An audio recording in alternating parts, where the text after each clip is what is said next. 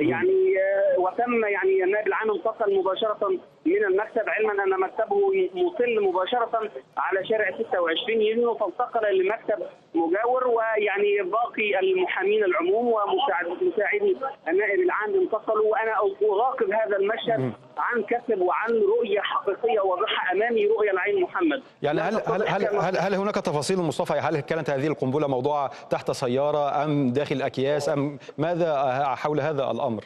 ام لم تتضح الرؤيه بعد؟ الواضح حتى هذه اللحظه ان هذه القنبله يعني وضعت في سياره يعني جاءت منذ قليل، لان قوات الامن وقوات الشرطه وقوات الامن الخاصه بتامين المحكمه متواجده في التو في اللحظه، وتقوم حتى بتفتيش من يدخلون او يزورون المحكمه ومن يتواجدون في محيط المحكمه.